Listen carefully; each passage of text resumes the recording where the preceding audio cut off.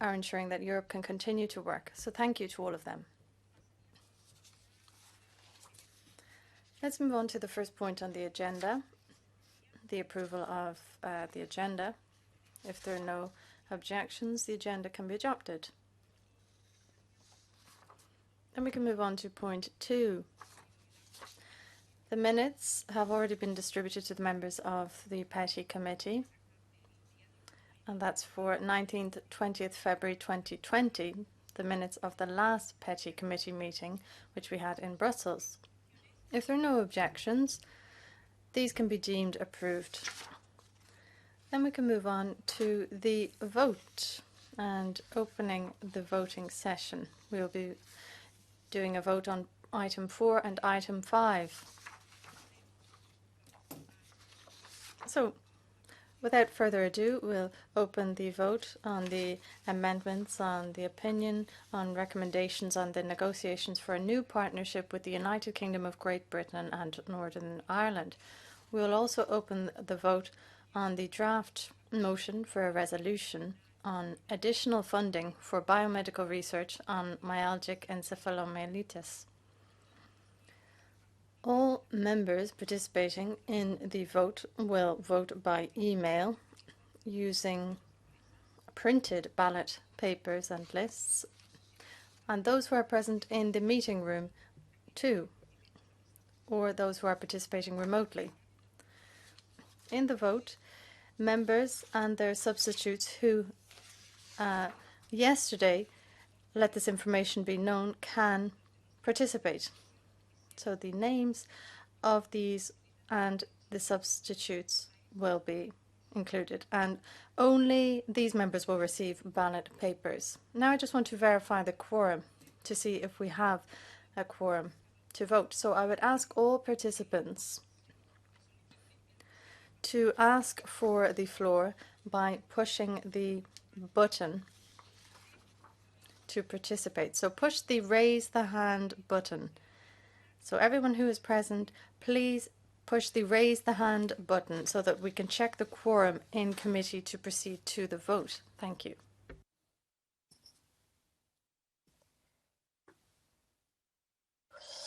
Perfecto.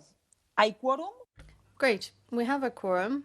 So I will now open the vote on the amendments to the opinion on recommendations on the negotiations for a new partnership with the United Kingdom of Great Britain and Northern Ireland, and on the motion for a resolution on additional funding for biomedical research on myalgic encephalomyelitis. An email has been sent to you from the functional mailbox. You have 30 minutes. The vote will be closed at 10:40. Please note that only ballot paper voting lists which have been received in the functional mailbox at the latest 10:40 will be taken into account. And at around 11:30, I will announce the results of the votes on the amendments.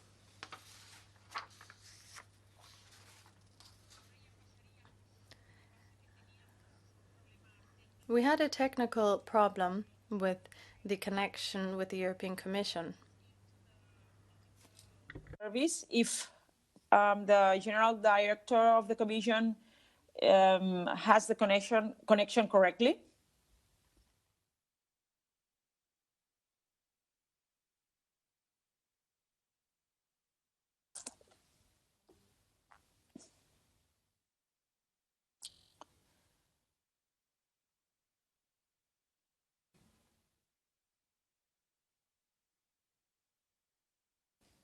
Leticia, do you hear me? Yeah. I hear you. Okay. Do we know if Monique Pariat, Director General of DG Home, she needs 2 more minutes, but maybe you can give the floor to the petitioner for 5 minutes, Mr. Okay. John Bedell. Okay. Okay, perfect. So let's start the petition 269 of 2020.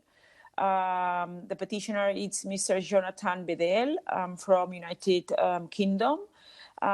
He's asking about the help to protect the residents and the asylum solicitors in the Aegean Sea Islands. So I'm giving welcome to the petitioner, Jonathan Bedell. You have to know that now you have 5 minutes to present your petition. Then we're going to give the floor to the Commission, then to the members of this Petty Committee, and then you will have 2 more minutes to conclude your petition.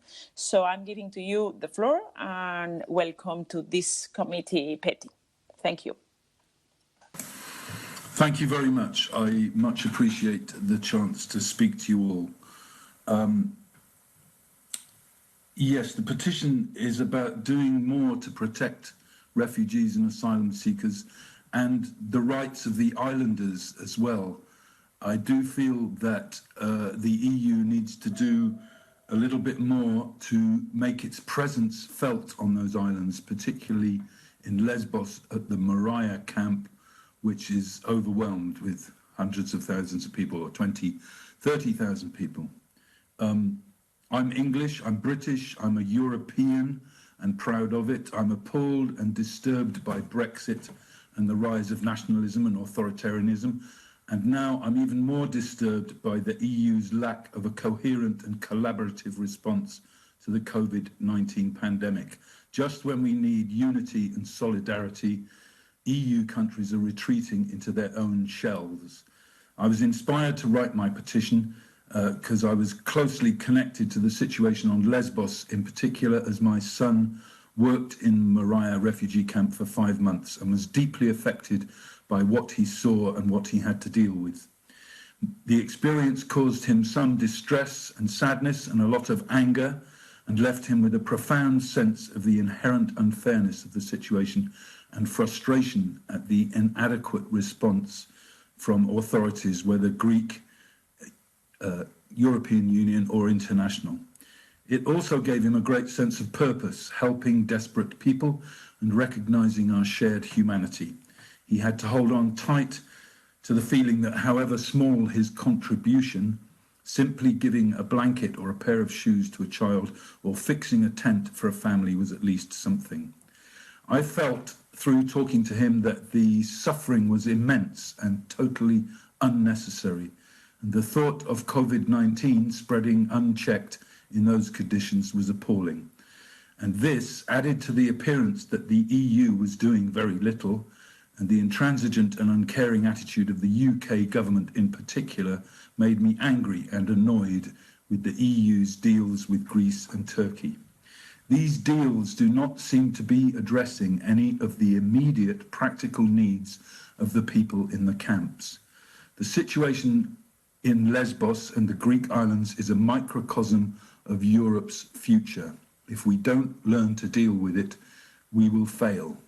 Where I wished for concrete action, humanity, compassion and care, all I could see was impotence and inertia or plain indifference. Nations across the EU are responding to the COVID crisis, building hospital facilities in record time, housing the homeless and springing to action in this emergency. Where is the political will to do the same for the Aegean Islands overwhelmed with refugees? Where is the love? And I'd like to quote Martin Luther King briefly. Power without love is reckless and abusive, and love without power is sentimental and anemic. Power at its best is love implementing the demands of justice, and justice at its best is power correcting everything that stands against love. We need to see and feel, hear and feel some joined up thinking on this from the EU. The islanders need to be consulted, respected and involved in decisions. The refugees need to be absorbed and welcomed into European life, culture and work. We cannot leave all this work to the NGOs. The EU needs to have a visible and practical presence on these islands, to be seen and felt, and to show and demonstrate solidarity and support for both islanders, residents and refugees. COVID-19 knows no boundaries, and we can only deal with it if we also dismiss all boundaries and separations between people. Thank you.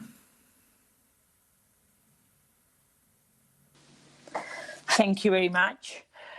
Now, first, I'm going to give the floor to the General Director of DG Home, Monique Pariat. But first, I'm going to invite all the members of Petty Committee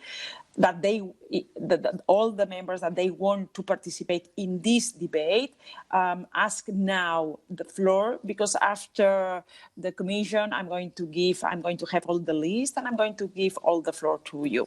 So thank you to Ms. Monique Pariat. You have the floor and welcome to this committee.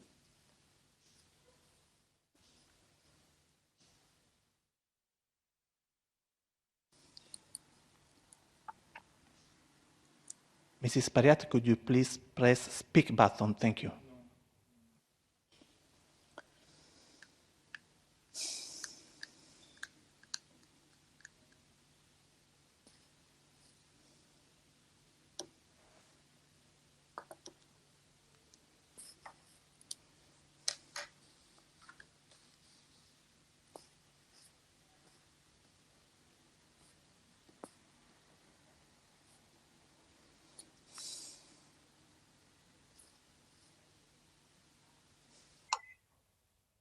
Bonjour, good morning. Good morning, do you hear me? Yes, we can hear you, but we can't see you very well. Perfect, like this. So if you can... You can see me? Yes, now it's perfect. Thank you. You have the floor. Thank you. Okay, I'm sorry, I had a lot of problems to connect, so I couldn't hear you before. So I can imagine, I'm Monique Pariat from the European Commission. I'm the Director General for DG Home. I suppose we are discussing the petition by TMF on travel restrictions imposed by the Czech Republic, Poland, Austria, and Denmark. No, we are discussing the petition 269/20 on Jonathan Bedell on asylum seekers in the Greek islands.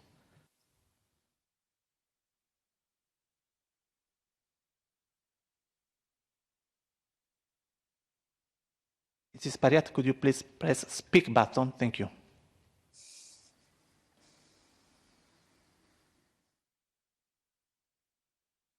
Yes, thank you. Sorry about that. On the petition by Jonathan Bedell to help protect the residents and asylum seekers from COVID-19 in the Aegean Islands, we are fully aware of the difficulties related to the COVID, to the overcrowding of the camps on the Greek islands, and so are obviously the Greek authorities. We are in constant contacts with the Greek authorities on this issue, on both political and technical level, including through regular video conferences with the Greek authorities. We have agreed with the Greek authorities on an emergency plan to deal with the potential outbreak of coronavirus on the islands. The plan comprises several action points, including the following: the transfer of vulnerable people into empty hotels to avoid the possibility of infection. These transfers are ongoing with our support. The preparation of additional capacity, equipment, and resources in case of an outbreak, so for instance, quarantine areas, deployment of doctors, medical equipment. These preparations have been implemented. Other preventive measures, such as symmetrical medical checks upon arrivals and restrictions of movements, are already applicable. We are also providing extensive support to Greece to improve the conditions on the islands. This includes healthcare with our funding, supporting the deployments of doctors and other medical staff in the hotspot, and a substantial amount of medical equipment. On 16th April 2020, the Commission adopted guidelines for the implementation of the asylum rules, return and resettlements during the coronavirus pandemic. The guidelines illustrate how to ensure continuity of procedures as much as possible while fully ensuring the protection of people's health and fundamental rights in line with the EU Charter of Fundamental Rights. A section of these guidelines is dedicated to reception conditions, in particular to prevent and contain the spread of COVID-19. Public health measures such as medical screening, social distancing, quarantine and isolation should be applied as necessary to third country nationals, including applicants for international protection, resettled people, or third country nationals illegally staying in the Union, provided that these measures are reasonable, proportionate, and non-discriminatory. A specific initiative is underway to relocate unaccompanied children and teenagers from Greece to other member states. Member states have already pledged 1,600 places.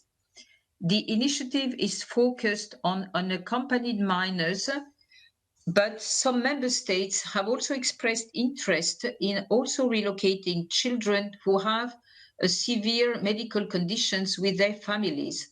That is also a possibility that is considered. So far, 10 member states, and we have an 11th one in discussion now, and Switzerland are part of this initiative. We are in discussions, as I said, with other member states so that this list may grow. And I also have the pleasure to announce, as you probably all know, that the first relocations to Luxembourg and Germany took place last week. We have now 12 children that have been relocated to Luxembourg and 47 to Germany, and 6 other will be going to Germany very, very quickly. And as said, we are continuing with our discussions to ensure that as soon as the pandemic situation allows, these children can be relocated. And I would like to conclude in saying that so far, we don't have any coronavirus case in the Greek hotspots. Thank you.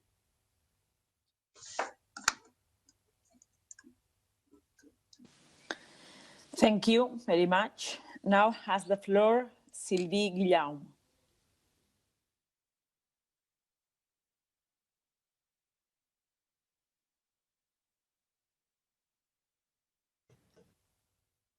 Can you hear me? Can hear you and see you. Okay. Thank you, everybody, and thank you for the question that the petitioner raised. As a member of the S&D group, I'd like to say that we fully support the petitioner. As you all know, the situation on the Greek islands is absolutely unacceptable. The migrants' camps are overcrowded, and it's not possible in such a context to respect social distancing, and there's no access to basic hygiene measures. It increases the risk to spread the virus, even if Madame Paria said there's no cases in the island, which is quite surprising, but I believe her. Migrants, but also the inhabitants of the islands, must be helped. This is why we stress as a group for the relocation of vulnerable people, for the quarantine in worthy conditions of sick people, and the accommodation of each in decent conditions. Madame Paria, the Commission must act and therefore avoid a disaster. Thank you.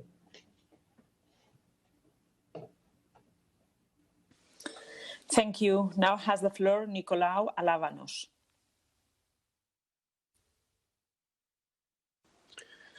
Good morning to everybody. Thanks to the petitioner for bringing our attention again to the issue of the situation of the refugees and immigrants in the Aegean Islands.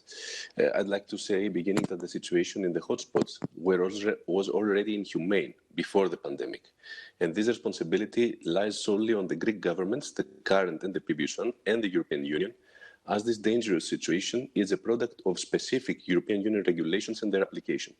For example, the Dublin Regulation, the EU-Turkey Declaration, these have caused dozens of thousands of people, little children among them, to become stranded in the Greek islands, deprived of fundamental rights, human rights. Since before the pandemic, the ratio, you must know, was 1 to 2 medical doctors and 4 to 5 nurses for tens of thousands of people in the hotspots in Lesbos, in Samos, and elsewhere. We were calling these people to wash their hands regularly in conditions that they did not have water for more than 5 minutes per day. How could they take distances among 30, 40,000 people altogether? What kind of medical screening could you do with 1 to 2 medical doctors? What has happened is that the pandemic brought into the spotlight the tragic lacks of the Greek healthcare system for the general population of the islanders, not only for the refugees and immigrants. And the main factor, in my view, that has led to this deterioration, commercialization and privatization of the national healthcare system, was the EU, European Central Bank, and IMF directions with the memorandums 10 years ago, since under their behest, the Greek governments restructured the system, closed down 1/3 of the hospitals, cut down the budget for healthcare by 300%, laid off the lazy surplus staff, as the people that today praise the medical staff, battling under extreme adverse conditions, were calling them 8 hours earlier. Of course, such a lacking national healthcare system could not handle the outbreak of COVID-19. Maybe we do not have a lot of people that have gotten ill in the Aegean, but we have tens of young mothers, pregnant women, due to lack of the necessary measures. What is more, people working in private clinics dealing with corona tests under state subsidies have even lost their lives, since in the workplaces, necessary measures are not applied, as the trade unions have been underlining since the beginning. And this creates the danger of cross-propagation of the disease between the working people and the others that come into contact. In this case, for example, the refugees that were transferred to empty hotels. So, in order to conclude, what is the EU's take of the current situation? Apart from words of solidarity, I have to remind you that words do not contract the needed medical staff, neither buy the needed equipment. In the correction of the budget, once last 2020, approved in the last plenary, it was decided to allocate 350 million to confront the increased immigrant pressure towards Greece. So where is this money going to go? 280 million are going for the creation of 5 new hotspots in the Greek islands in 2020, meaning closed detention centers as the ones that we already have. The rest is going to the enhancement of the Frontex forces and to support the deportation efforts. Once again, we see that EU and the Greek government proceed with the well-known plan to continue transforming Greece into the prison of the EU. And this raises a lot of issues. What we need now is to decongest the hotspots of the islands under state responsibility, not NGO responsibility, beginning with the little children and endangered sections of the refugees, transporting quickly the immigrants and refugees to humane hospitality structures in the mainland, and from there to the final destinations, to the countries that they are trying to reach. The EU funds should be allocated for improving the facilities of reception and hospitality of refugees, with all the necessary conditions of living and healthcare, to staff nurseries, facilities with all the necessary medical personnel, and test the detained refugees and immigrants for COVID-19 in the margins of trying to cope and limit the expansion of the pandemic in the face of a possible second wave. Thank you.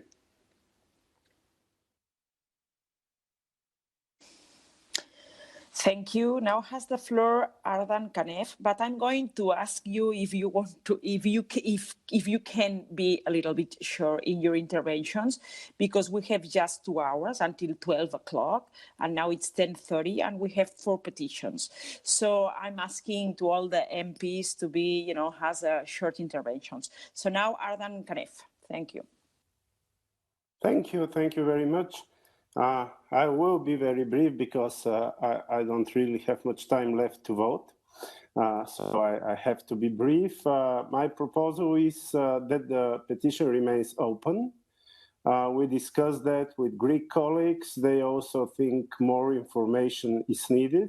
Although great job is done by the Greek government on the island at the moment, there is no doubt that conditions are severe, risks are high. And the better the public is informed about what happens, the greater the chances for a better outcome. Thank you.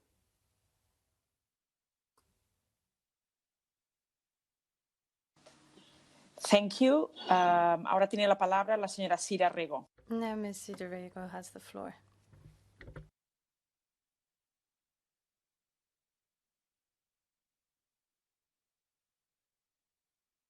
Hola. Good morning. I hope you can hear me. Thank you very much. I hope that you're all well. I just want to say that we support keeping this petition open. We think this is a very sensitive issue. We're talking about human rights and guaranteeing human rights. And people in an extremely vulnerable situation, we feel that it is crucial that public authorities and we, using our competences, follow up on this. We support the petition and we want to keep it open. Thank you. Gracias. Ahora tiene la palabra Ms. Auken. Thank you. Ms. Auken, please. To the petitioners for bringing this very important petition forward. I could just say here, I feel very shameful for my own country, Denmark, that we didn't take any at all up to now, and we have a battle on it in Denmark, I can assure you. And then I will add also to my Greek colleague that it's not the EU to blame, it is the Council. You know, it's the member states. Because we passed, in fact, in 2016, I think it was, in the Parliament, a revised Dublin, where we built in the solidarity principle in order to not to have all the burdens on one country or two countries here, Greek. And we passed this in the Parliament. And then it was sent to the Council. And in the Council, it was more or less blocked because they decided this should be passed unanimous, which is the same to say we don't want to deal with this issue here. So please blame those who should be blamed. It's not Brussels. It's not the EU. It's the Council. And let me stress now here how important it is that we now get transparency in the Council's work so we can follow what our own member states are saying and how they are voting. Because until then, you will have this, nonsense of it's the EU. No, it's not the EU. It's the member states. But thank you very much for coming forward. And of course, it should be kept open. Coming forward, and of course, it should be kept open. Thank you. Now has the floor Mr. Andrei Slavakov.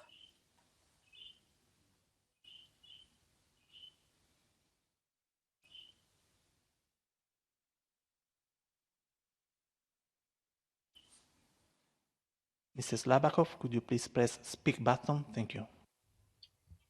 Sì, grazie onorevole Monserrat. Io già ho una domanda perché mi è sembrato... Thank you. I have a question. I think it's quite strange that in refugee camps there is no case of coronavirus, COVID-19. Does that mean that tests have been carried out on all people in camps? That's a question to the Commission. I think the petition should remain open, but I would like to know, how do you know there are no cases? Thank you. Grazie a lei. Thank you. Ms. Maite Pagatsat now has the floor. Thank you very much, Madam Chairman, and thank you for holding this meeting. I think, like many members, I believe we should keep this petition open. In the Civil Liberties Committee, we work on this issue, and we fully agree with the main arguments here.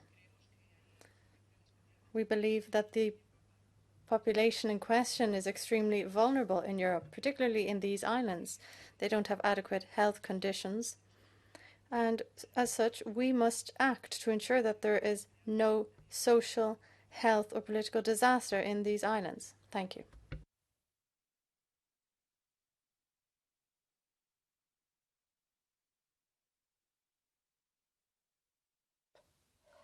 Gracias.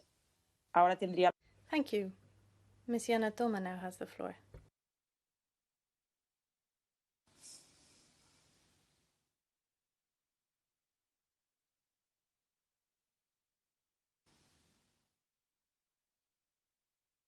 Mrs. Tom, could you please press the micro?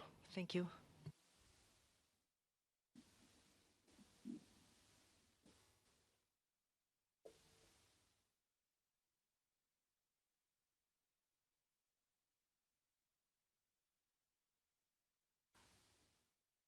Mrs. Tom, could you please press speak button? Thank you. Everything I can. Can you hear me now? Yes, we can hear you, but we can't see you. Thank you. I think it will be better not to see me, otherwise you will not hear me. There is only one option today, I'm sorry. I believe that absolutely everybody in this room and also those who are participating remotely are in favor of keeping petition open. This is a big problem, and I fully agree with. I also want to hear the answer from the Commission to colleague Andrei's question. How do you know that there are no COVID cases in the island? And do you? And what is the plan? How to monitor the situation? How to get this adequate information and to keep yourself updated? But the other problem with me is that I have a strong feeling that it's not enough just to keep petition open. It will not solve the problem. So I believe that maybe we have to work together with the Libe Committee and just to share this information and to have more solid response from the Parliament. For the fact that petition is open somewhere in Petty Committee sometimes does not work enough. And this is a huge problem. This is a huge problem not only from humanitarian point of view, but also for all member states who are combating COVID now. And at the same time, we have a real risk of second or third wave, and we know exactly where will it come from. Thank you. Thank you. Now has the floor Aju Saliba. So I hope, first of all, that everyone is fine. This is an important petition. I come from a member state, Malta, who is at the frontier of this problem, who has been left out alone as the Greeks and the Italians to face up this European problem. This is not a problem of Greece. This is not a problem of Malta. This is not a problem of Italy.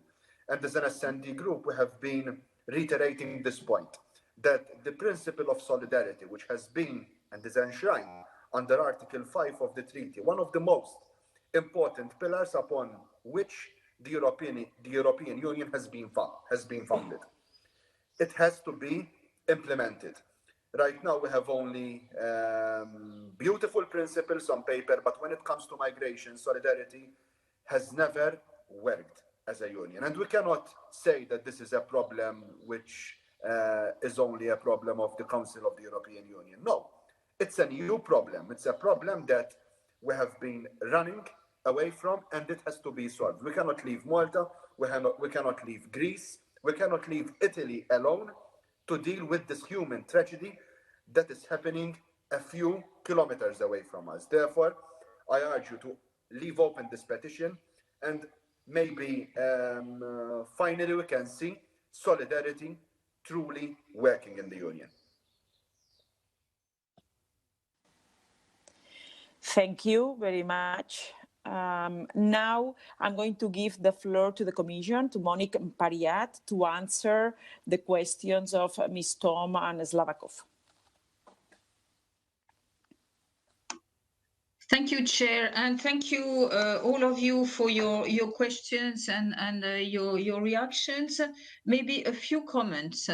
We are fully aware of the difficult situation in Greece, in the islands, and this is not something new. This is not, as someone said, it's not something that was not there before the corona crisis.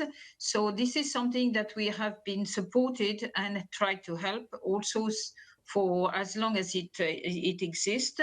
I would like to remind that we have invested already more than 2.2 billion euros in supporting Greece into the management of the migration situation there.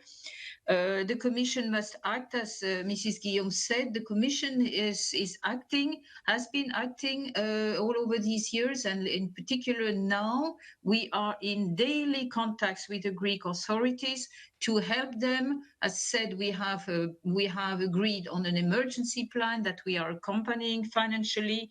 We have, as you know, after the situation at the Greek-Turkish border, we have reinforced our financial support to 700 million to support the decongestion of the camps, the construction of new multiple reception and identification centers. And I would like to correct the fact that they are not retention centers, they are centers, reception centers that will be multi-purposes, but also they will be fully normal retention reception centers. The support that we provide to Frontex was to help support the situation at the border. And when it comes to returns, it's to help a program of voluntary returns and not deportation.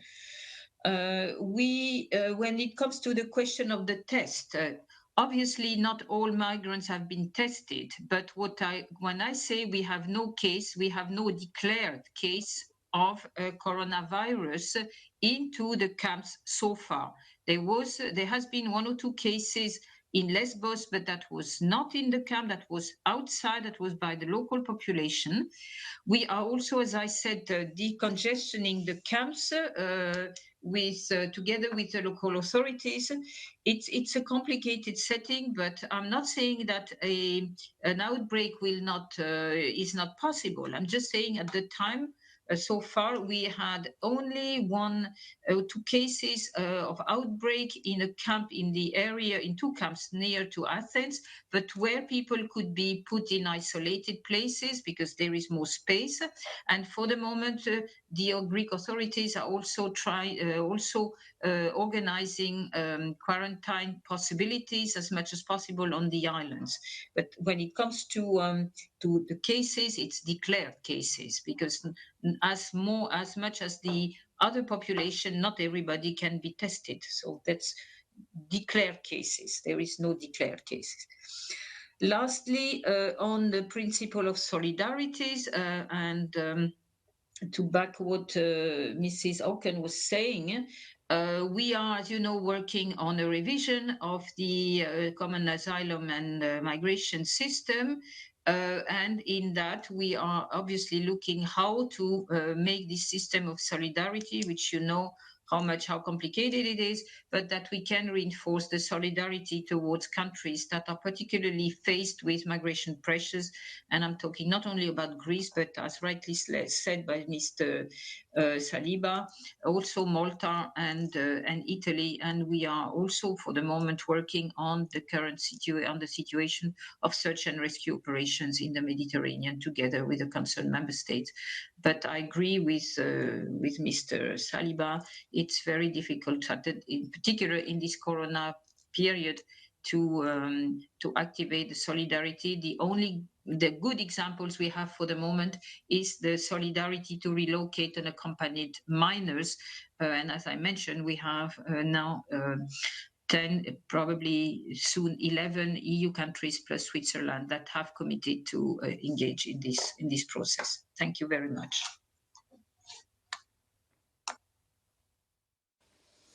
Thank you. Now I'm going to give the floor again to the petitioner for 2 minutes. Thank you.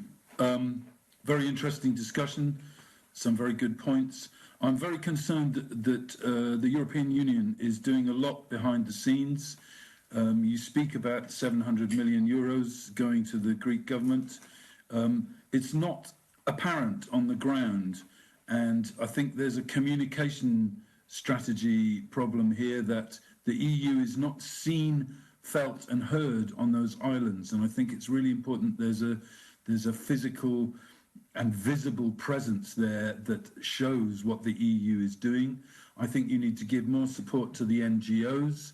I think there needs to be some kind of buffer coordination program facilitated by the EU between the island residents and the NGOs and the refugees. The refugees need a voice. The NGOs need to talk to the residents. I'm very worried about the rise of the far right. There have been attacks on NGO workers. People are very frightened on both sides. And I think the EU needs to step in and visibly, and provide a communication portal between those communities, between the residents, the refugees, and the NGOs. I'm sure the European Union, the European Commission is doing what it can. I know it's on the agenda, but it needs to be more visible. It needs to be seen. We need to have more transparency and really understand what you're doing. Thank you. Muchas gracias. Después de haber escuchado al peticionario. Thank you. Having heard from the petitioner and all the members of the committee, we would keep this petition open, and we will continue to ensure that the EU is present so that unaccompanied minors in the islands and elsewhere are protected, and we can also ensure that they can be relocated to other member states. And we will also monitor the prevention and containment of contagious diseases such as COVID-19 in reception centres in local communities and on the islands. Let's move on to the next point now, item 7. Before we open up the next item, I want to apologise. We've had a technical problem with interpretation for Hungarian Sign Language. So I would ask Mr. Kosa, if he wishes to speak at some time, then he can please send that in writing, and I will certainly ensure that that is heard for the next items. And I want to apologize once again to Mr. Kosa. Let's move on now to item 7, petition 0307/2020. This is coming from Germany, and it's on travel restrictions imposed by the Czech Republic, Poland, Austria, and Denmark because of COVID-19. The petitioner is not present, so I'll pass the floor to Ms. Monica Paria, Director General, DG Home. Thank you. Thank you very much. Thank you very much, Chair. On that, I would like to say that according to the Free Movement Directives, Member States may introduce restrictions on health grounds for diseases with epidemic potential or other infectious diseases or contagious parasitic diseases, I'm quoting. Safeguards flank these restrictions, and I'm quoting Article 27, 30 and 31 of the directive. Measures based on public health grounds can cover a large number of persons, including travellers from a whole area, unlike in case of restrictions based on public policy and public security, where restrictions must be exclusively based on the personal conduct of an individual. Yet, measures based on public health must be proportionate. This aspect has been stressed in the Commission's guideline of 16 March 2020 for border management measures to protect health and ensure the availability of goods and essential services. On the other hand, the Commission has also adopted guidelines concerning the situation at the internal borders, guidelines on the implementation of the green lanes, guidelines concerning the exercise of the free movement of workers during COVID-19 outbreak.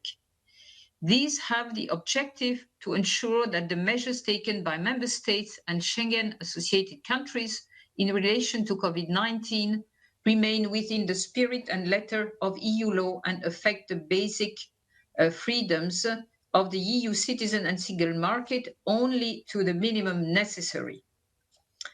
Restrictions imposed by the Member States mentioned in the petition, in particular Denmark, the Czech Republic and Poland, are not limited to persons holding a specific nationality. It therefore does not constitute a discrimination against nationality. So far, 17 states have decided to reintroduce controls at the internal border to enforce the national travel restrictions and hence limit the growth rate of COVID-19. According to the Schengen border codes, Member States may decide to reintroduce border control at internal borders where there is a serious threat to public policy or internal security. In an extremely critical situation, the risk posed by contagious disease may amount to such threat. But as I said, the border control shall always be balanced against necessity and proportionality and ensure that the safeguards laid down in the free movement directives are guaranteed.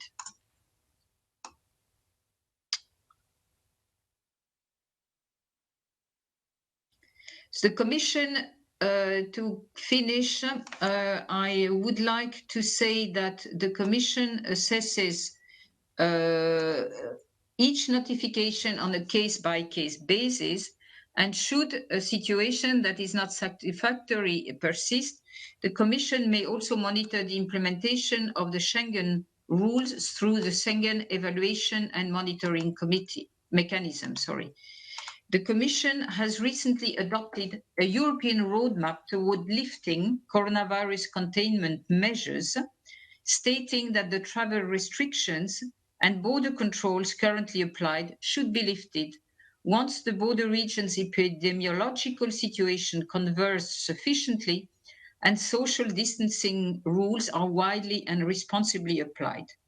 And just this week, this Tuesday, the interior ministers of all member states connected for an informal video conference call by the council presidencies to take stock of the COVID-19 infection and to discuss the gradual return to a normal functioning of the Schengen area, as well as the migration challenges imposed by the COVID-19 crisis. And finally, I would like to say that for the last 2.5 months, we are holding every week a technical meeting with the member states authorities to discuss restrictions at the internal border, where we have been able to make a lot of progress on reducing disproportionate measures taken, on improving the flows of goods and people, and that we are now working, and that this meeting is taking place at the time of speaking now.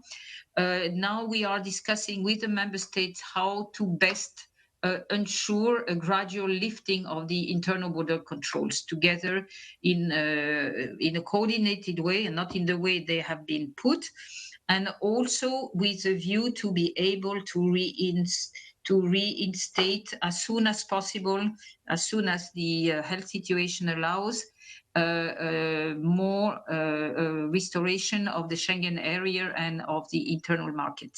Thank you very much.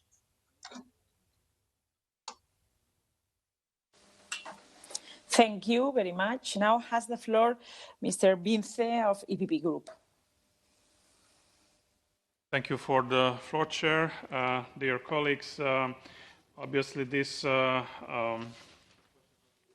petition, as all the other today, touch important aspects regarding the COVID-19 pandemic. However, I feel that it touches more political topics, which is not bad, of course, but we need to see then the whole picture of this unprecedented situation in Europe, because already in this phase we have to take the measures on the economic side and the health decisions which were made by the governments. It is their primary competence, and we have to make everything together with these governments that as many lives as possible are saved and the propagation of this virus is limited as much as possible.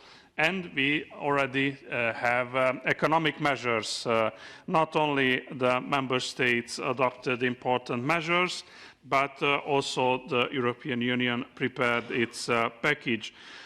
So under these circumstances, I believe that we should not mix together elements of preventing the propagation of the virus with rule of law questioning, because as the Commission said, they were very concrete questions to to the Commission that were addressed particularly, but we could not say that there is a general problem on that with the in the European Union. Of course, fundamental rights have to be suspended, our right for free movement and so on, right to education had to be implemented in these extraordinary circumstances, and I am sure that the national governments did not do more than it was really necessary under the given situation. And I still consider in this moment we still have to focus on the health emergency, on providing economic measures to prevent unemployment, the relaunch of the economy. And once this whole period will be over, of course we will need to assess how the different member states responded to this situation. Their electorate will have a say, important say to have. And in the European Union, we will have to adopt maybe new instruments on coordination and on cooperation in such times. Thank you very much.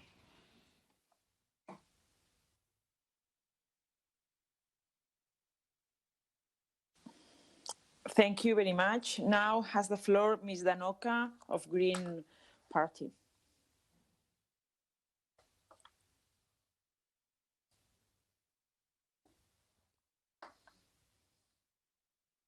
Press button. Do you hear me? Yes. I would like to say that I am very thankful to petitioner for this petition, since it is a very sensible point for European Union and for whole Schengen system and the common visa policy. And I'm very much aware of present regulations on this problem, especially on re-establishment of checks in the interior borders of Schengen area. I was one of shadow reporters with Kelly report some 8 years ago on this part of Schengen Code, just on politics, how to re-establish these checks in internal borders in emergency situations. And our position of the Parliament, unique position approved by the vote, was that Commission, European Commission, has to have more powers to just overview all the situation, not like some member states wanted, just unilateral re-establishment of checks in the internal borders. And that was even, the problem was even frozen after the trialogue, since Parliament's position was just hardly against Council's position. And like Margareta is speaking about asylum problems, the same deadlock was on this Schengen Code problem on checks in internal borders. And to my regret, in 1 year, finally, Commission won, Council won, Parliament had to step down, and we have the legislation as it is now. And we see with this coronavirus problem how it is bad, since we don't have European approach. We don't have European approach. Parliament insisted on, so Parliament is not responsible what is happening. And to mention one of the member states mentioned in this petition is Poland, and our Baltic states residents had to go through Poland when returning home after emergency situation was announced, and there were thousands of cars on the border between Germany and Poland of Baltic states residents, and it was an enormous problem and huge problem of such unilateral introduction of border checks by Poland. So, to conclude, I think when we start to work on new European constitution, on new European treaties, it is one of the major problems functioning of Schengen, so that there is a European approach, not unilateral member state decision on these problems. Thank you. Thank you. I'm just asking, let's try to be brief because we are in the second petition. We have just 1 hour and we have 2 more petitions. Now has the floor Mr. Zlotowski of ECR Group.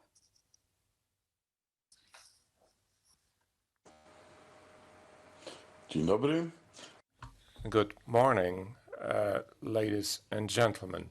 I think we shouldn't be dealing with this petition. We are in the midst of a major pandemic, and member states who closed the borders were right to do so because the virus was stopped. And therefore, I see no reason why we should be dealing with this petition. Thank you. Thank you. Now has the floor Ms. Auken of Green Party. Thank you very much, and thank you to the petitioners for bringing this forward. I think it's dramatic and needed. You know, in Denmark, this closing of the border was not really necessary, and it was also from the health perspective stressed that that was a political decision, and well, I'm not happy with it, let me put it like that, and I think many of the other restrictions imposed in Denmark was okay, and all of them, be aware, all of them have a sunset put into it. They will just go away afterwards. And here I want to mention that there's a dramatic gap between what has been done in most member states under the emergency flag and what has been done in Hungary. And we have to be much more aware of our basic values of democracy, of the open society, of the right to criticize the government, having independent courts, independent press. And let me really stress that I think we should use all possibilities we have to raise this issue, because the trust to us in our member states among our voters and so on is really, they're really reacting to this here. What's going on in Hungary? And we also get, of course, lots of mails from Hungary. And then let me add in the final thing here, because I have to be I am in fact in another meeting, although I'm here with my Danish representation, that when we go to the recovery, we have got something good in Denmark. We have put a condition on all the state aid to firms where we keep up society, keep up jobs, but they cannot receive money if they send the money to tax havens. And even the European tax havens, which are not on the list, Ireland, Luxembourg, and so on and so forth, there they should be made clear how taxes are paid there and what is done. And I think that is a big help to make a robust recovery. We have much more, of course, but this one is something with an idea I will give to everybody else. Make sure that this money are not misused to pay to somebody who is not as a suffering part here, and it's not should be taxpayers' money used for anything but keeping the society, keeping jobs, keeping the social up here. But I think we should keep this absolutely keep this open, and I'm really ashamed that Denmark was among these countries who closed the border early. We had already the virus inside Denmark more than in our neighboring countries, so it wasn't clever. Thank you.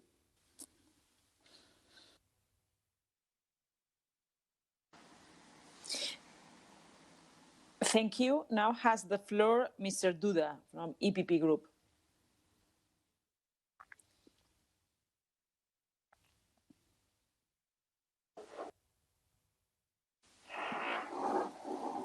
Hello. Szanowni Państwo. Ladies and gentlemen, First of all, I'd like to thank the petitioner to take up this important and complex issue. I represent a constituency that is close to Germany and the Czech Republic, and unlike my colleague, Mr. Złotowski, I'd like to say that the issue is important. We all want to protect the citizens and to contain the pandemic. But given that, we should also look at the situation of some vulnerable groups. For example, populations close to the border, because I receive a number of dramatic letters from citizens that live in one country and work in the neighboring country.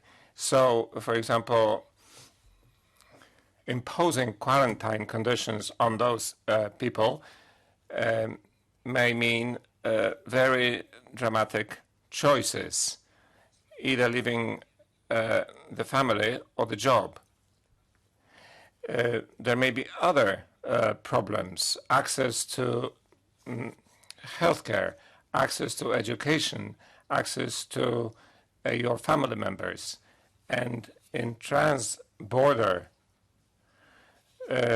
areas, there are no differences between the countries in terms of infections. So I think we should restore cross-border traffic for those citizens living in the border regions. And this may also help us protect jobs in those areas. And therefore, I'd like to appeal to governments, including my own government, to allow persons living near the border to have access to the neighboring countries. And I think the Commission should also send recommendations to this effect.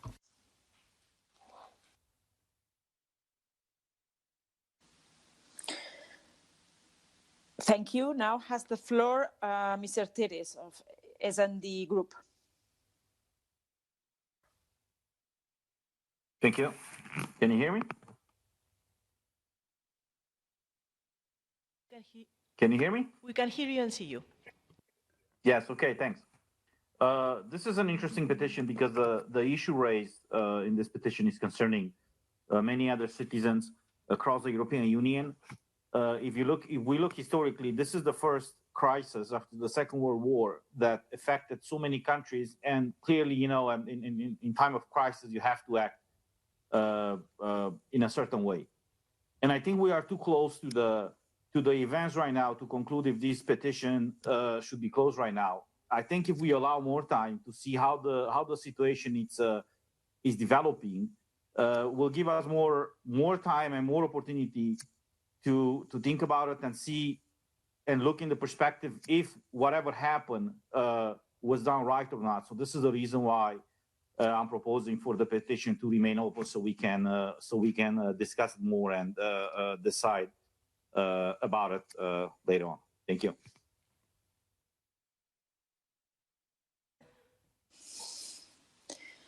Thank you. Okay, I think so. We have Kanev Radan, but now I saw that he lowered your hand. So, okay, I'm not going to give you the floor. Miss Tom, it's here. I think so that she asked the floor, but now it's not here with us.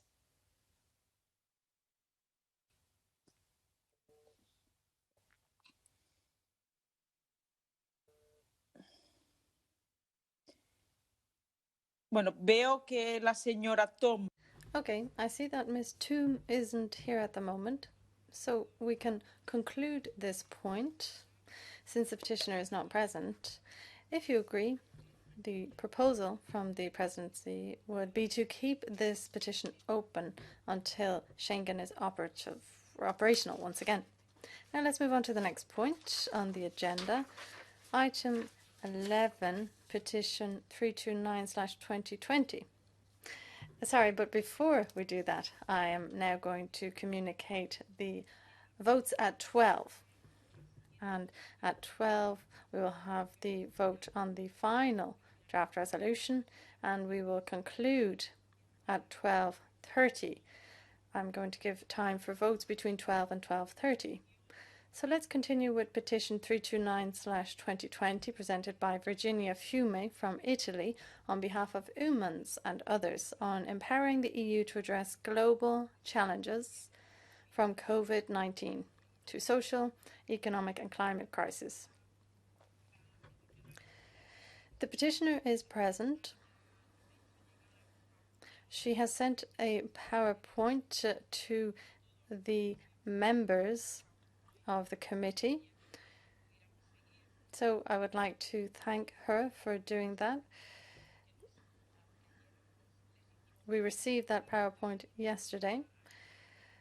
I want to welcome Ms. Fiume. The petitioner has 5 minutes to present her petition, and then we'll pass the floor to the European Commission and then to the members of the Petition Committee, and then you will have 2 minutes again to conclude your petition. So, welcome to the committee.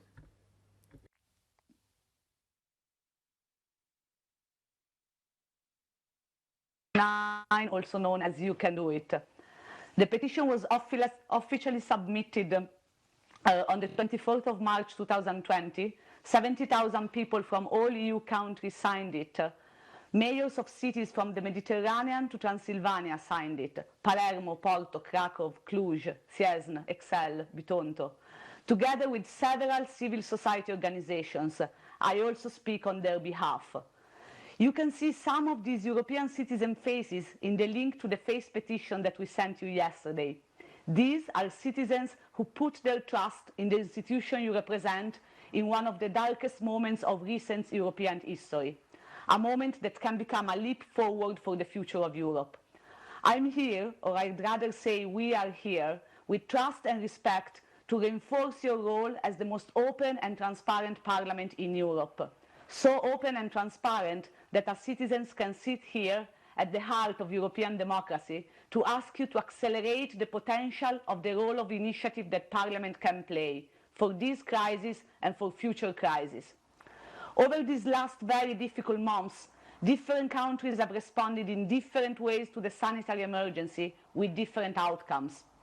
We believe that the EU should work for a future in which she, as a whole, has a leading role in multilateral decision-making. I will present the content of the petition, but I will also ask you for an active role in promoting a follow-up through a parliamentary initiative.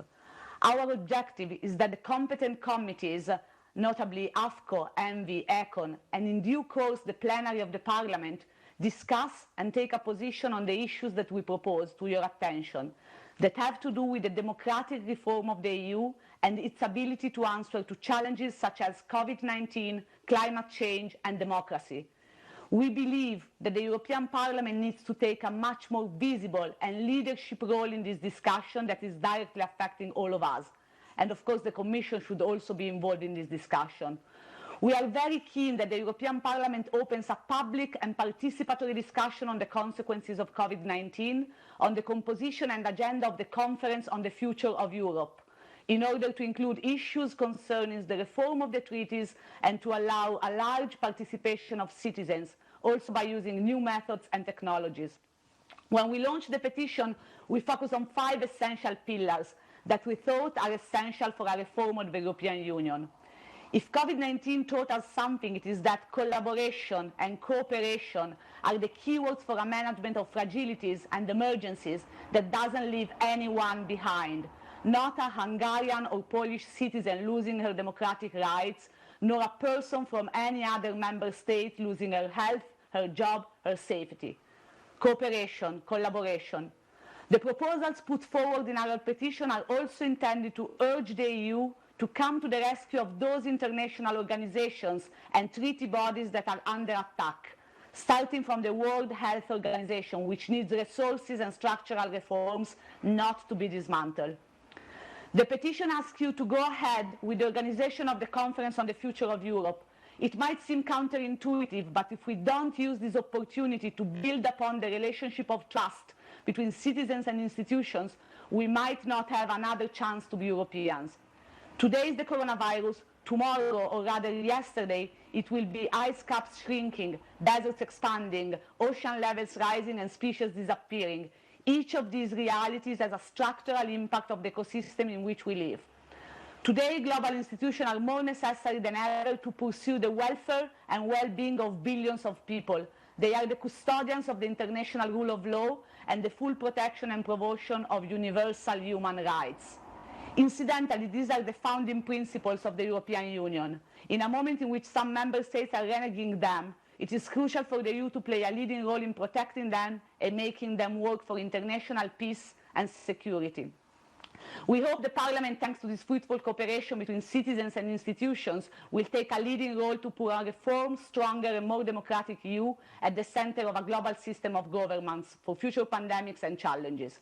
A parliamentary resolution in this direction will be of utmost importance, and a parliamentary resolution that blossoms from the dialogue between the Parliament and its citizens can be historical.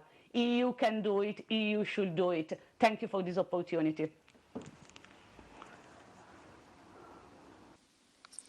Thank you very much. Now has the floor Martin Seychelles of DG Santé of the Commission. Thank you.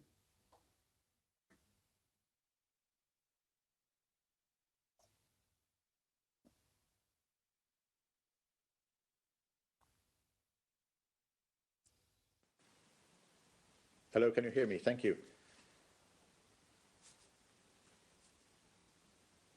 Yes, so honourable members, first of all, I'd like to thank the petitioner for providing me with an opportunity to briefly explain what the Commission is doing to help address this unprecedented crisis, and it links, of course, very much with many of the aspects the petitioner was mentioning.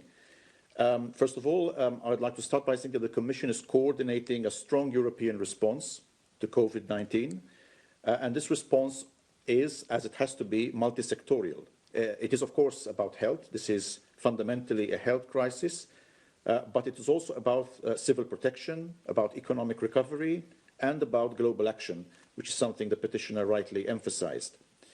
COVID-19 has illustrated, if anyone doubted that before, the paramount role that health plays in our societies and in our economies, and it underpins our societies. And it has also revealed to everyone that our health systems were not prepared in all respects to face this challenge, and we need to invest more, particularly in areas like primary care, prevention, and others. On health, the Commission's role is to help Member States coordinate their national responses to COVID-19. This is being done under the European Decision on Serious Cross-Border Threats to Health, and we have already mobilized all the mechanisms available. We frequently convene the Health Security Committee to facilitate information sharing about national measures to contain COVID-19. And recently also, a discussion has started about the gradual de-escalation of those measures. We have also launched accelerated joint procurement procedures for key medical equipment, including protective gear for health workers, very important, but also for ventilators and laboratory equipment. In the light of this, the Commission has put all remaining allocations from the 2020 budget, an amount of 2.7 billion euros, to the emergency support instrument, with all of this going to finance health system needs, equipment, supplies, and scaling up of testing and treatments. We're also participating in the global race towards a much-needed vaccine, which is the only way we can put this definitively behind us. And we have already secured just under 50 million euros from the Horizon 2020 program for research on COVID-19, and of course other initiatives will follow in this respect. Now, regarding the protection of EU citizens, the Commission has been delivering from the start of the crisis via the EU Civil Protection Mechanism. We have facilitated more than 260 repatriation flights, bringing home more than 53,000 EU citizens stranded abroad. We have helped Member States provide in-kind assistance and expertise to each other, which is a great example of European solidarity. And in addition, we have started stockpiling key medical equipment, creating a first-of-its-kind rescEU stockpile. COVID-19 is not just a health crisis, as I have said, and first and foremost, it has also caused a major shock to European economies, and this calls for a visionary strategy for economic recovery. And here as well, the Commission is taking action on all fronts. Large emergency packages have already been launched, and together with the other institutions, we are working on a comprehensive recovery plan, including a recovery fund. Resources will come from the overall EU budget via a solid reinforcement of the multi-annual financial framework, which is currently being revised. We want to kickstart European economies after the crisis and at the same time, and I would like to emphasize this, deliver on other priorities, such as the digital and the green transition. Moreover, the Commission has made available all remaining financing under the structural funds for the fight against COVID-19 under the Coronavirus Response Investment Initiative. This is more than 37 billion euros in total, which is available to EU member states this year through exceptional, flexible and accelerated procedures. A second Coronavirus Response Investment Initiative has introduced extraordinary flexibility and simplification in the implementation of cohesion policy and included changes to the European aid to the most deprived, to ensure that the most deprived, including homeless people and others, can continue to receive material assistance in a safe environment. Member States can use their country-specific allocations to mitigate the economic consequences of the crisis, for example, to support their economies, their health systems, their working population, or small and medium enterprises. In addition, the European Globalization Adjustment Fund can be used to support workers who have permanently lost their job because of COVID-19. But as the petitioner reminded us, global action is also needed. The Commission supports the World Health Organization to boost preparedness, prevention and containment of COVID-19, and we need to pay particular attention to countries with fragile health systems. On the 4th of May, therefore, we will, together with WHO and other global health organizations, kickstart a global pledging effort, the Coronavirus Global Response, to close funding gaps, which we estimate to be around 7.5 billion euros. Honourable members, dear petitioner, this is indeed a moment of truth, and we need to ask ourselves, despite all our efforts, whether we are doing enough. Of course, we are all aware the EU has a limited mandate in health, and the Commission can only step in to a certain extent. And COVID-19 shows us that there might be a need, there could be a need to strengthen this mandate. And we must certainly discuss at an opportune time how to better deal with emergencies in the future. And the great opportunity for this will indeed be the Conference on the Future of Europe, which will be held under due consideration to the current situation. The time will come, and I hope soon, when we'll be looking forward again, and at that moment, the lessons learned from COVID-19 have to be central to our efforts, and it will be our responsibility to offer a perspective for the future of the EU and to give EU citizens a clear say in decision-making beyond participation in the European elections. So the Commission believes that it is really important that in the light of all this, we discuss political priorities as well as the strategic agenda of the European Council, and that there should be a robust feedback mechanism so that all ideas expressed are taken into account. We should also discuss, as the petitioner has also emphasized, the importance of the role that citizens play in not only speaking up, but also being listened to. Thank you very much.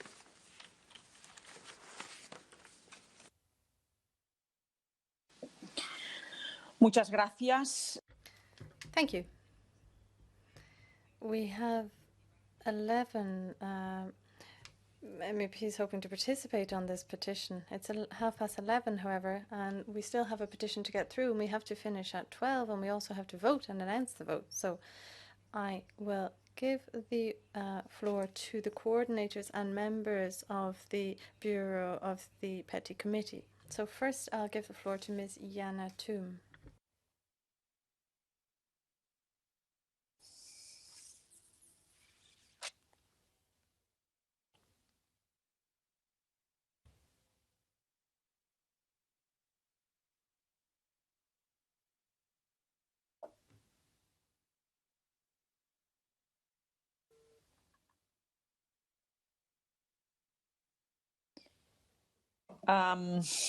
Veo que la señora... It seems that Ms. Jana Thum is not connected. So I'll pass the floor to Mr. Saliba.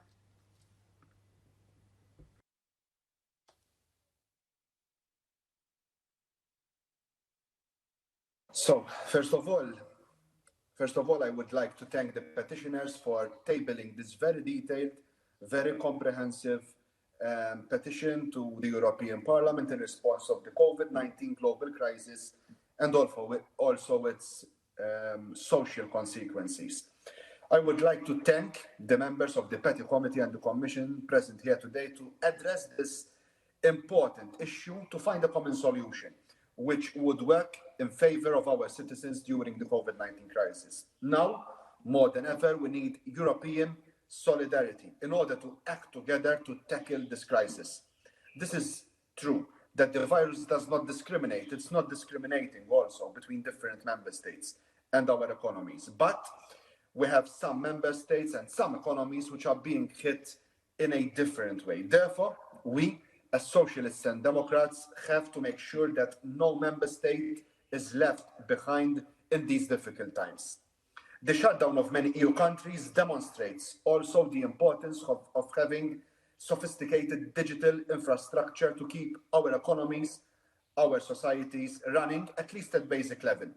Digital services have enabled many people to at least continue during these troublesome times to live their life as normal as possible. But I think that we should rise to the opportunity that we have right now also to champion digital technologies that are developed, deployed, and used in compliance with a set of ethical principles that fundamentally reflect also the European and our European values. The EU response should not undermine our efforts to regulate the digital world and create a level playing field for the platform economy and the offline economy. The EU response to this crisis should ensure that it helps consumers and their rights must be maintained, especially in the tourism and travel sector. The European Commission should consider all available resources to help consumers and help our industries to overcome the current challenges that we have in this extremely important sector, especially for a number of our member states. With regard to mental health, this is also another issue. Mental health issues are on the rise right now, and this is also a challenge with new labor conditions, such as physical and psychological effects that teleworking is leaving on our workers. Therefore, it is really important to touch upon important topics such as the right to disconnect, the surveillance at work, and the intensification of work that are being accelerated due to this crisis. It is important to preserve all working conditions and social rights. Therefore, I must again, before I conclude, thank the petitioners for this petition, and I urge the Petty Committee to leave this petition open, but not only to leave this petition open, but to act upon this petition also with a resolution to be tabled in front of the Petty Committee to follow up with all the other responsible committees within the European Parliament, because this is a horizontal petition which is touching many aspects, and it is impossible to touch upon all the issues being raised in this petition just in one brief intervention.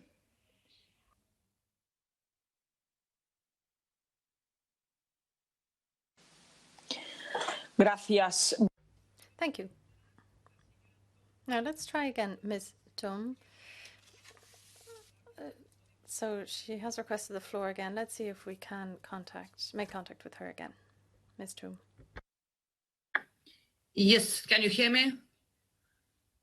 Can hear Hello? you. Yes, we cannot see you. Hear me. Great. Great, thank you. Okay. I believe now you can also see me. Yes. Okay. Thank you. So I will speak on two petitions, but very briefly. I'm sorry for previous one. It was issue with connectivity. In fact, I was there, but you've seen it under the name of my phone, so you couldn't recognize me under the name of Honor 20. But coming to this petition, I fully support previous speaker. I believe that we just cannot close any COVID-related petition due to the fact that it will send absolutely wrong signal. What is bad in this case that, there were a big amount of all kinds of reports concerning European health system. Just to mention one into it was European Observatory of Health System and Policies with huge report about possible risks and challenges of European health system. And all the measures which were listed now by a representative of the Commission were there. And nothing happened. And this is really bad. You are absolutely right. Our, European mandate to intervene into these issues is too small. We cannot do much, but I believe that we have to keep this kind of petitions open and to have an eye on them during the whole period of working of Conference of Future of Europe. And it is exactly what was said by Madame Ždanoka concerning previous petition, all this border issue. But for instance, in Estonia, our people were standing in line on Polish border for 70 hours, locked in their cars with no toilets, no water, no food, no nothing. And then there was agreement between prime ministers that they will let people in, but finally they changed their mind and it was a disaster. And now, in our countries, in Baltic states, which were basically cut off from European Union for several days, I believe that it will reflect in just rise of Euroscepticism. What I want to say, I'm in favor of keeping these and previous petitions open during the period, at least, of work of Conference of Future of Europe, for this is the place from where the people working on this future in Europe can have a real good impact for their work. Thank you.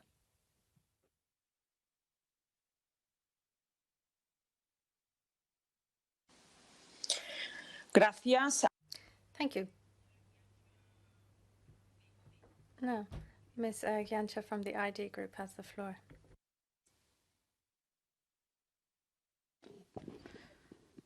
Thank you for this opportunity. I will speak in my language. I will speak in Italian. Thank you, President. Esprimo il mio sostegno. I support the petition, and I hope it will be sent to the AFCO and ENVI and ECON committees and to very quickly be voted on in plenary on a parliamentary resolution.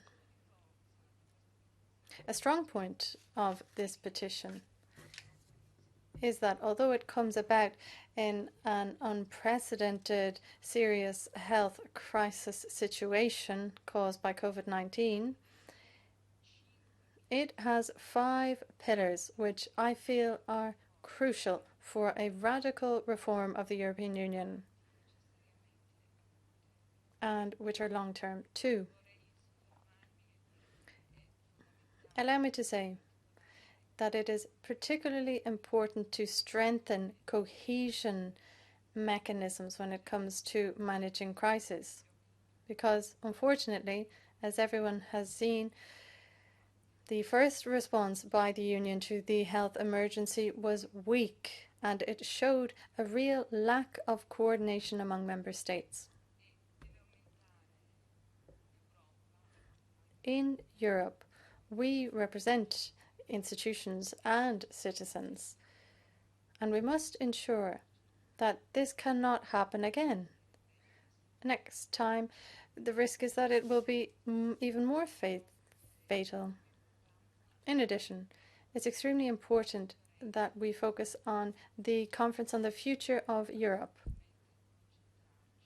We must focus on that, because the Conference on the Future of Europe is really a call to alarm now. We see what's at stake, the very survival of the Union itself, and we must all be up to the task. Thank you.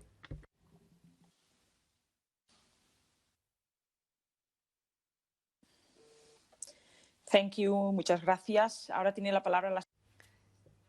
Thank Ms. Cristina Maestre from the S&D Group, please.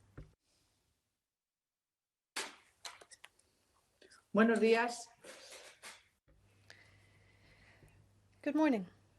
In the petition,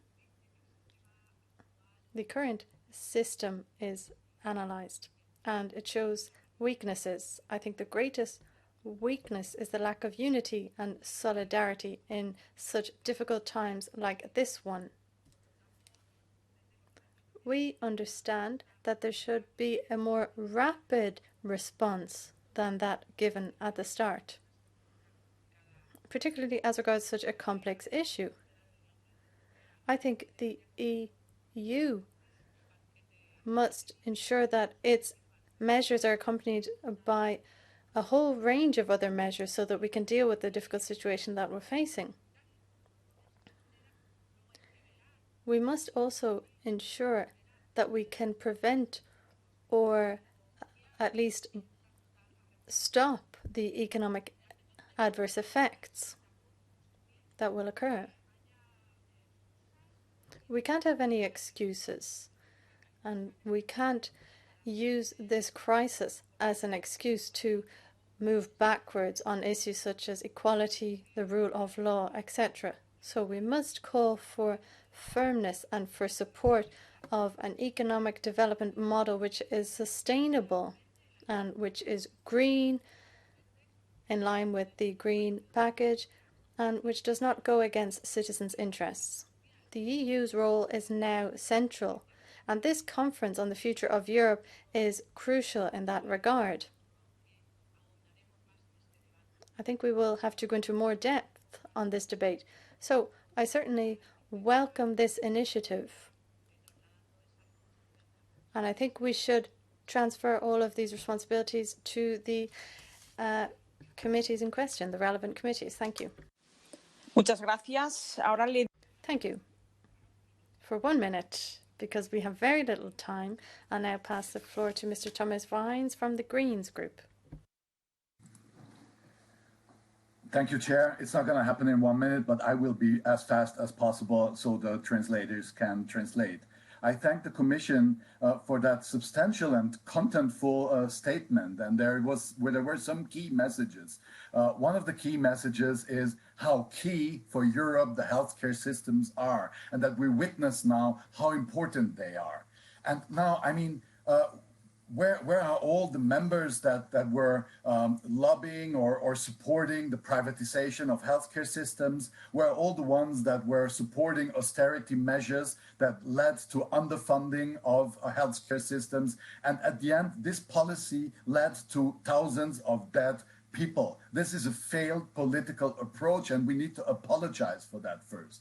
In the next step, we need to acknowledge and realize that not having EU competence on healthcare and social issues is making Europe vulnerable as such. It is heavily affecting our economy. It is heavily troubling us internally. So it's not only a question of social equality or inclusiveness, but also a question of economic success and strategic security issues, that we have well-funded public healthcare systems and that we have a certain competence in the Union's hand to, exactly in such a situation, combine the efforts and organize a solidaric and well-organized approach and to counter such a crisis.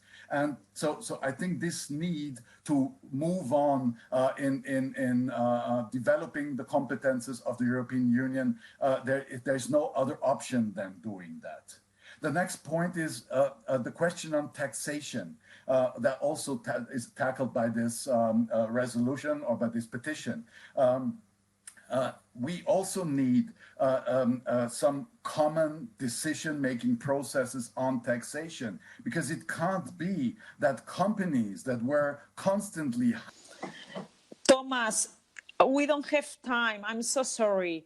And, just finish 2 seconds, and then I'm going to give the floor to Radan Kanev of EPP, and we have to finish this petition. Thank you.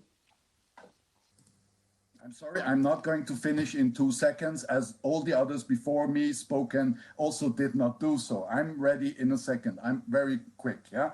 Taxation has to be also decided on the European level. It can't be that companies hide their incomes from any public pocket and then ask for donations from taxpayers' money. Señor Weiss, quien dirige y... Mr. Weiss, I am the one chairing over this committee, and I have to end the meeting on time. We only have 2 hours for this Petty Committee meeting. We have to vote. We have to continue voting. We have 4 petitions. This is the 3rd one, and we only have 15 minutes left for ending the committee and for dealing with another petition from another petitioner. So I always try to give as much time as possible to everyone who wants to speak, but when I don't have enough time left, in order to ensure that we can see the other petition at least, I ask members of the committee to be more brief. So please, in 2 seconds, can you please just end? I certainly understand that you want to participate, but there are other members who have also asked for the floor, and I won't be able to give them the floor. I give the floor to everyone or for someone from each political group. So please conclude. Thank you. Yes, then give everyone 2 or 3 minutes and don't just start with me giving 1 minute. My last sentence is, this is not only making us vulnerable internally, but it's making Europe vulnerable strategically, globally, in the global game. If we're so weak to not even be able to have a common response to COVID-19, I urge us to not only keep the petition open, but to forward it to all the committees and to actively promote these points in the Future of Europe conference.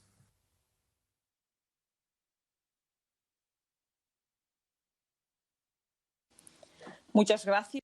Thank you. Mr. Radan Kanev, you now have the floor. Please, just 1 minute, Mr. Radan, please. Thank you. Much less than a minute. I support the colleagues to leave this really long and substantial petition open. I also propose to transfer the petition to the Conference on the Future of Europe, because I think a lot of argument in that petition need to be discussed over there. And last, just tell us, is the vote, the final vote, open or not? Thank you very much.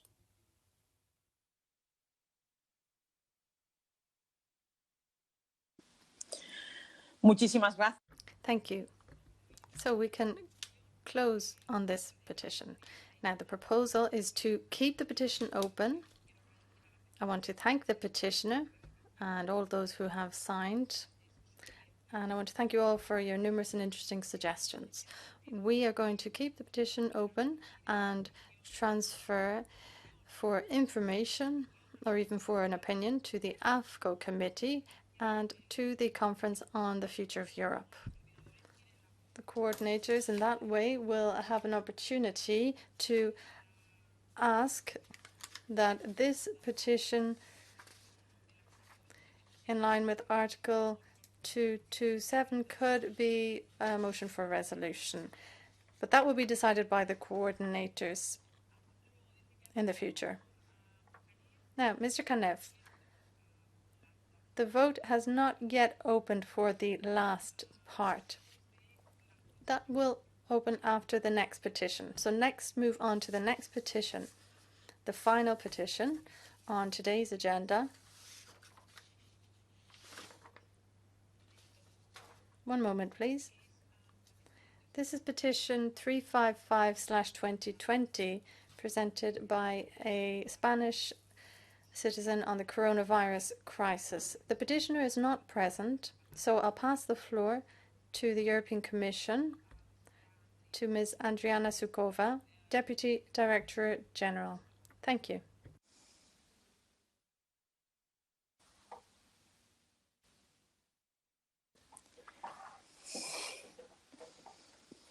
Ms. Sukova, could you please press the raise hand button? Speak.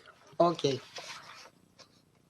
Good afternoon, honorable members of the Committee on Petitions. We have received the petition of a Spanish citizen asking two specific EU funding instruments questions, and also asking to expand financial instruments in general within the European budget. So I would like to thank the petitioner that he has addressed a very important set of questions to us. And I want to assure you that the European Union is going through an unprecedented crisis with a lot of actions already undertaken by the European Commission as soon as we faced this difficult situation.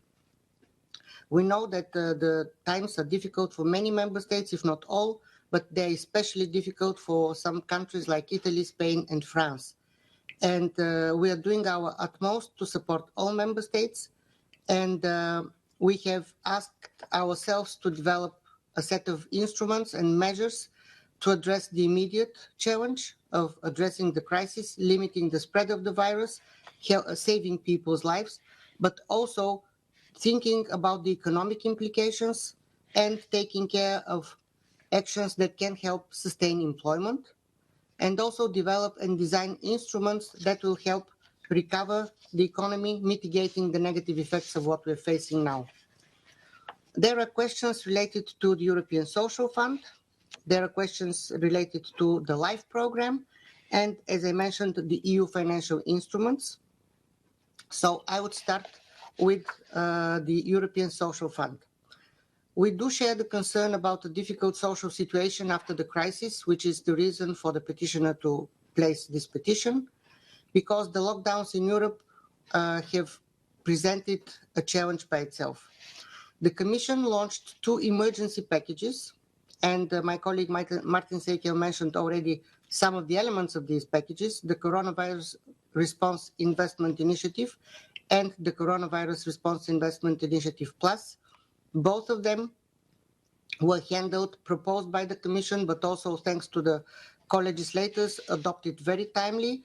The first investment initiative was proposed on the 13th of March, and it entered into force on the 2nd of April, on the 1st of April, while the second proposal was made by the Commission on the 2nd of April, and it is already in force last week. So I really appreciate all the efforts jointly undertaken by Council and Parliament to make these legislative changes a reality.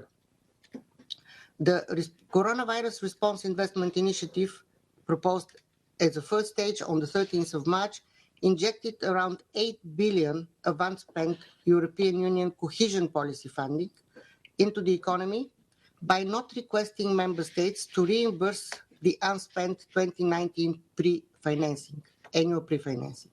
So member states were given liquidity to take care of the most urgent and emergency problems. The first proposal allowed member states to use the European Social Fund, first to support the healthcare system and apply any measures needed to limit the spread of the virus. The second was to allow member states take care protecting jobs and prevent massive layoffs by supporting short-time working arrangements. And I can say that most of the member states have already introduced such working arrangements in their national legislation, and these short-time working arrangements are supported by already available funds through the European Social Fund. The European Social Fund also allows to fund community-based services for the elderly and people suffering from a health condition or people with disabilities. And the most important part of the first package is that any actions which have been implemented after the 1st of February 2020 are eligible for support by the European Social Fund and by the other European Structural Investment Funds and Cohesion Funds. In addition, the European Regional Development Fund is being amended to support the working capital for SMEs and support the economy running without major problems. The Coronavirus Response Investment Initiative Plus brought even more liquidity and flexibility to member states. We increased and we advanced the annual pre-financing. It was transferred 2 months in advance. Instead of end of June, it was transferred end of March, beginning of April to the member states to increase their financial resources. and also allowed a lot of flexibility for transfers between different funds that member states manage from different legal procedures and provisions, and allowing flexibilities that led to front-loading about 14.6 billion to the member states' budgets for 2020 and 2021. The Commission also proposed to remove any additional legal requirements for thematic concentrations or for allocations per category of region. So this allowed the member states to have the flexibility of using in the best possible way the available 54 billion euro currently in their budgets, in the EU shared budgets. The unprecedented modifications have been taken up by the member states, and we're working daily with our authorities, our main counterparts, to make sure that these flexibilities provided legally are also reflected in the operational programs and are really used for the most needed situations. The second question relates to the LIFE program, and it's a call for innovating the LIFE program. I can say that the current multi-annual work program under the LIFE program includes thematic priorities that are linked to environment and health, and it supports innovations, contributes to mainstreaming environment and climate issues into other policies. So the LIFE program does not support research as such, but it is encouraging to take up the research findings of the big program Horizon 2020 and implement through different projects.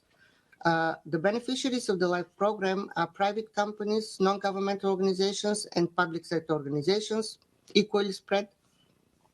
And we have amended the LIFE program rules and guidances, allowing in few directions. First, we have extended the deadlines for submission of proposals by 1 month. We have allowed for one-to-one discussions for the applicants with our project advisors so that they get a lot of background information and prepare their projects very well. We avoid now and skip the obligation for private entities in the 2020 program to launch open tenders for contracts above certain threshold, 139,000 euro. All projects will be allowed to support local initiatives, and in the guidelines we have introduced a special section on support to startups. I can assure you that further measures are under consideration to make the implementation of this directly managed program, LIFE program, easier for the beneficiaries and also with least administrative burden. Now to the third element of the petition. It's about financial instruments, and I can say that the Commission has already proposed tools that I consider totally unimaginable a few months ago. The Commission proposed a groundbreaking new temporary support to mitigate unemployment risks in an emergency. It's so-called the SURE. It will provide up to 100 billion euros in loans granted on favorable terms to member states to support short-time work schemes, since the effect on the labor market is much bigger than what the European Social Fund itself can cover. So there is a bigger need for financial support in implementation of these schemes. Thus, the SURE was proposed. And the negotiations on this instrument are going on. We hope that very soon we'll have a decision on that in the coming weeks. This instrument will be extending the possibility of supporting workers to keep their jobs and also continue paying their rents and bills, and also keep businesses alive and ready for the moment when the crisis will be over and they will be up in full speed.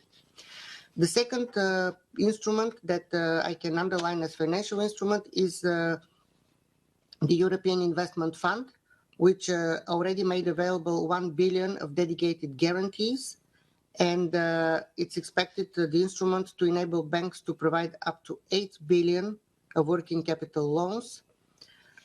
In particular, it will go through the existing COSME loan guarantee facility and the Innofin SME guarantee facility, which have been adapted to offer an extended guarantee cover and enhanced terms and conditions targeting working capital constraints of companies. These guarantees are already operational, and the mechanisms have been put in place to ensure that the first rollout through the 200 banks working with the EIF are already active, but other banks may also join. The first agreements with the intermediary banks will be, under these new conditions, will be signed already next week, and we expect that at least 100,000 SMEs in Europe will be beneficiaries for this. In addition, the European Investment Bank has proposed to set up a 25 billion pan-European guarantee fund, again focusing on SMEs and helping banks provide the bridging liquidity loans and also other forms of financing which are badly needed by SMEs across Europe. The Commission is exploring still the ways to revise conditions to intermediary for two other guarantee facilities that we have: the European Union Programme for Employment and Social Innovation Guarantee and the Cultural and Creative Sector Guarantee. So the recovery was a bit touched by my colleague Martin Seychelles, but I would like to say that it is going through two phases. The first one is the recovery plan for Europe. The second one will be the revised multi-annual financial framework for the period 21-27. And we believe that only with joint efforts we'll be able to first overcome the current difficult situations, but also go back to a quick recovery and back to our normal lives. Thank you very much.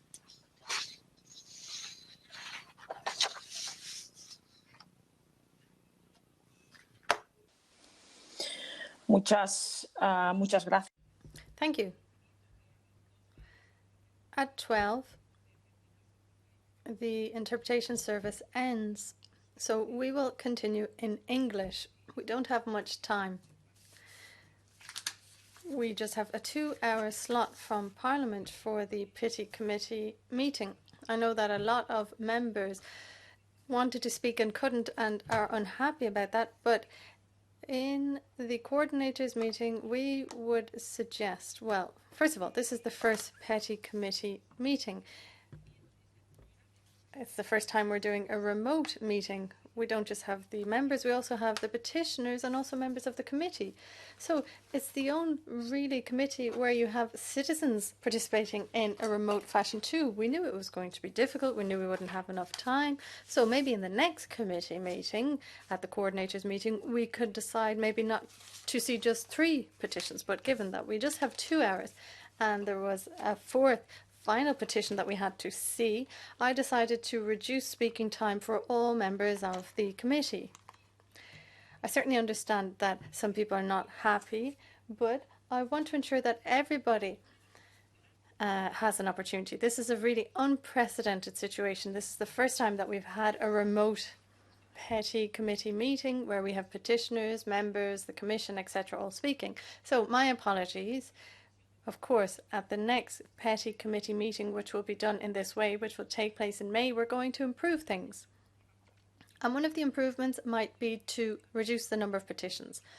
I think it's really important that petitioners can speak now more than ever before in the committee. So let's move on now to the vote. The interpretation has ended, so let's move on in English. Mr. Binze from the EPP group has asked for the floor, Ms. Evi and Ms. Maestri. So I'll give you the floor in that order. Mr. Binze, you have the floor. Interpretation is over. In some time, obviously, the petitioner had very important proposals, and all the 3 topics that it touched shows that the citizens are really interested in providing